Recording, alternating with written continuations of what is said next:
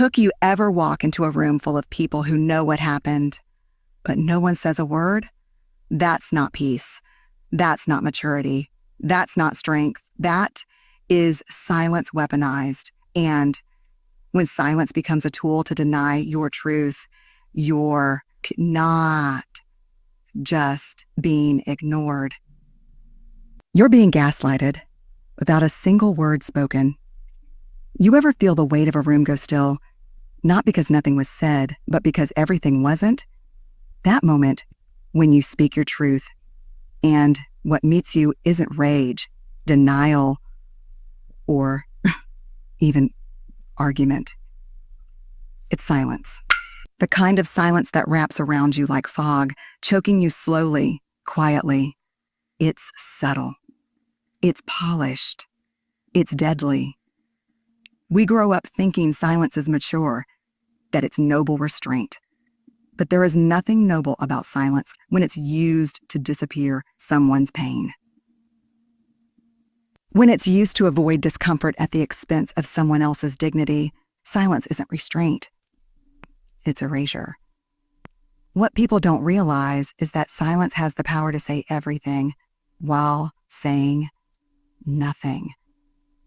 It doesn't need to be loud to be brutal. Sometimes the most damaging wounds are made with closed mouths and averted eyes. You might pour your heart out, expose the rawest parts of yourself, and instead of being met with support, empathy, or even a simple nod of acknowledgement, you get nothing. That's not accidental. That's not unintentional. That is calculated avoidance disguised as emotional neutrality. It's a performance. And what it performs best is indifference. And the message you receive in that silence is crystal clear. Your truth is too inconvenient for me to acknowledge. It says, what happened to you doesn't disrupt my world, so I won't let it disturb my comfort. They'll tell you later that they were trying to stay out of it or didn't know what to say. But let's be honest, silence is never about lacking the right words. It's about lacking the courage to speak them. It's not about uncertainty. It's about self-protection. And in choosing their safety over your truth, they abandon you in the very moment you needed someone to stay. Think about how that lands. The silence becomes a mirror, reflecting back not just absence but shame. It distorts your own voice. Suddenly, you're not just dealing with the pain of what happened, you're managing the silence that followed. That's how the gaslighting begins. Not with outright denial, but with a subtle suggestion that maybe it's not as bad as you thought. Maybe you misunderstood. Maybe no one's speaking because it's not worth speaking about. And that idea, it grows. It seeps into your confidence, your clarity, and your sense of what's real. You don't even realize it's happening until you look back and wonder when exactly you stopped trusting your own memory. Silence in these moments isn't neutral. It doesn't sit passively in the corner.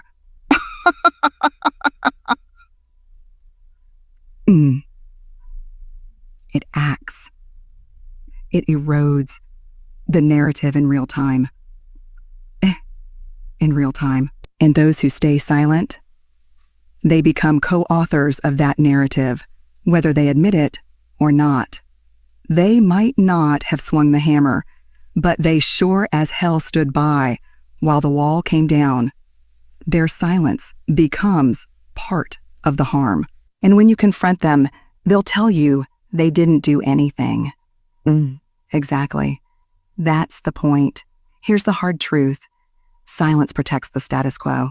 It protects power, comfort, and image. It cushions the people who benefit from your silence and punishes the ones who dare to break it. It's a system, a culture, a language that keeps people small. So when you speak up and get silence in return, don't mistake it for maturity. Don't mistake it for peace. Recognize it for what it is, a strategy, a shield, a way to gaslight you without ever having to say a word. Gaslighting is often painted as a manipulation of words, twisting what was said, denying what happened, spinning the truth until it no longer looks like yours. But what if I told you the most effective form of gaslighting doesn't come through argument or deception, but through silence? It's the silence that meets your truth, not with opposition, but with absence. You speak and no one responds. You cry out and the room gets quieter. That's not just avoidance. That's a method, a form of denial, so subtle. It almost feels like you're imagining the distance, the coldness, the lack of response. But you're not imagining it. You're being erased in real time, one silent shrug at a time. Here's how it works. Someone hurts you, or maybe it's a system, a group, a family dynamic, and you find the courage to name it. You say, "This happened and it hurt." But instead of validation, you're met with stillness. No acknowledgement, no recognition, no one reaches across the gap. That's the moment you start to second guess what you know to be true. The silence doesn't outright tell you you're wrong. It's more dangerous than that. It lets you wonder if you are. It plants the seed. If no one is reacting, maybe it wasn't that serious. Maybe it didn't happen the way I remember. Maybe I'm making too much of this. Silence doesn't scream. It whispers doubt into the corners of your mind. And this isn't just about personal relationships. It shows up in workplaces, communities, even in institutions. When someone speaks up about mistreatment, about harm, and the response is silence, what message does that send? That their experience doesn't matter, that their voice doesn't count, that they should think twice before ever speaking again. It's social conditioning at its most insidious. Because over time, the person stops sharing, stops questioning, stops believing their pain is worth naming. That's how reality gets rewritten, not by others shouting over you, but by you slowly muting yourself. The psychological toll of that kind of silence is staggering. It's a form of gaslighting that operates below the surface. It chips away at your foundation. It tells you, if it mattered, someone would have said something. If you were really hurt, they would have shown up. But they didn't. And so maybe it's not the pain. That's the problem. Maybe it's you. That's how it gets internalized. You stop trusting your gut. You begin to apologize for being affected. You shrink, not because you're weak, but because the silence around you became too loud to ignore. And the people who stay silent, they'll act like they weren't involved. Like silence is neutral ground. But silence is never neutral when harm is present. It's a vote cast in the direction of comfort over courage. It protects the status quo, the abuser, the system that benefits from your silence. It gives power to the lie by refusing to name the truth. And in doing so, it makes the silence a weapon, not of ignorance, but of complicity. Every time someone withholds their voice in the face of pain, they are choosing to leave you alone in it. Eventually, that gaslighting silence becomes part of the environment you live in. It's not just what people do, it's what people expect. You learn not to speak unless you're certain it won't make others uncomfortable. You start to weigh your truth against the risk of rejection, dismissal, isolation. And that's how silence steals not just your voice, but your sense of what's real. It disconnects you from your own story.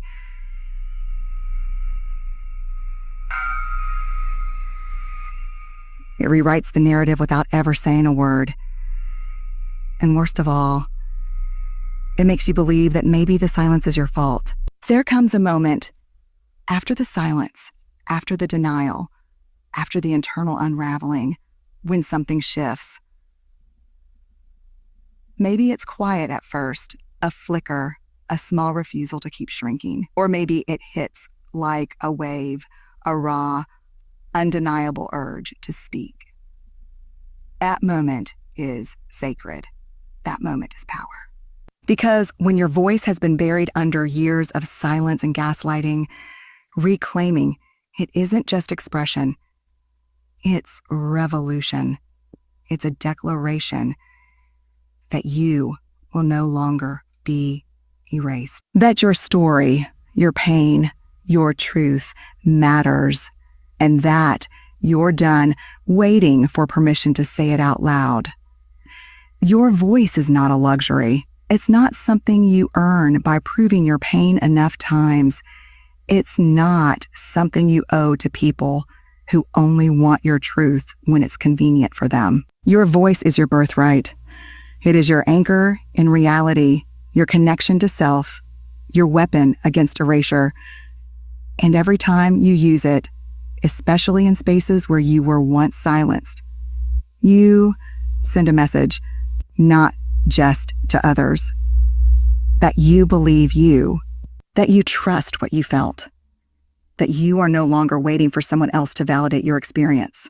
And here's what they don't tell you. The moment you start speaking your truth, some people will get uncomfortable. Some will. Some will walk away. Some will stay silent again, hoping you'll go back to the quiet version of yourself, the one that kept things easy for them. But that's not your burden anymore, because your voice isn't just for them. It's for the younger version of you who needed someone to speak up and didn't get it. It's for every time you swallowed your pain to keep the peace. It's for the future you, the one who refuses to live in the shadows of other people's comfort. Speaking your truth won't always be met with applause. Sometimes it will be met with more silence. More distance. Ooh, more distance. But the goal isn't to be understood by everyone. The goal is to no longer abandon yourself. That's what using your voice does. It draws a line in the sand. It says, I will not pretend that this didn't happen. I will not silence myself to protect your denial. I will not participate in my own erasure. And once you cross that line, you realize something. Your voice isn't just your tool, it's your boundary. And boundaries, they're not walls, they're doors. They tell the world, this is what I will and will not accept. This is who I am, what I've lived, and how I deserve to be treated. And when you speak from that place, not to prove, not to beg for belief, but to stand in your own truth, that's when everything changes. Not because people suddenly see you differently, but because you do. You become the person who stopped waiting. The person who stopped shrinking. The person who remembered who they were before the silence taught them to forget. There is no roadmap for this kind of courage. No script, no timeline, no guarantee of how others will respond. But your voice isn't about them. It's about choosing yourself fully, without apology. It's about looking that silence in the face and saying, Not anymore. You don't need their words. You don't need their comfort. You don't even need their understanding. You need your own truth, spoken in your own voice, with your own strength. And when you find it, when you finally speak it, something unlocks, something sacred, something unstoppable. You were not gaslighted because you were naive. You were gaslighted because your presence, your truth, your clarity threatens something. People don't silence what they don't fear. They don't deny what doesn't challenge the comfort they've built around their own version of reality. And when your truth showed up in the room, loud, undeniable, breathing with fire, they had a choice. Confront what that meant. Or A chose erasure. Not because your truth wasn't valid, but because it demanded something from them that they weren't willing to give. Accountability, honesty, the disruption of a fragile peace. That silence wasn't a reaction to your weakness. It was a defense against your power. And let's be honest, your power is disruptive. The way you name things others are still pretending not to feel. The way you remember what they try to forget. The way your voice threatens the systems they benefit from.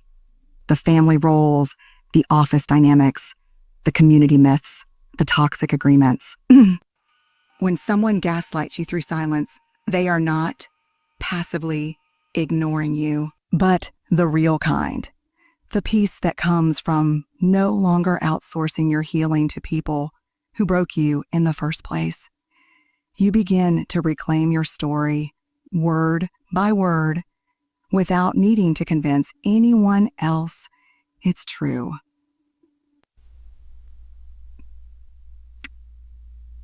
You stop looking for someone to meet you in your pain, and you meet yourself there instead. You look at what happened with honesty, with compassion, and you say, I believe you. I'm not leaving you. Not again. This is where the power returns. Not in confrontation, not in the final showdown, but in the quiet decision to stop giving your energy to people who never earned it. It's in the boundaries you set, the spaces you reclaim, the breath you take when you no longer feel obligated to explain yourself.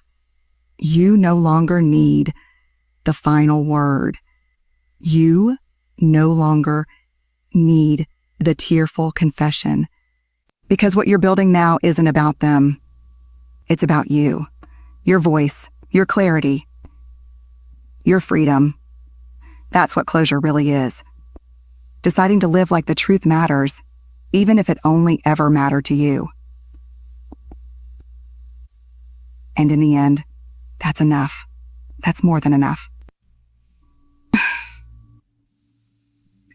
Because it means you're no longer held hostage by the silence.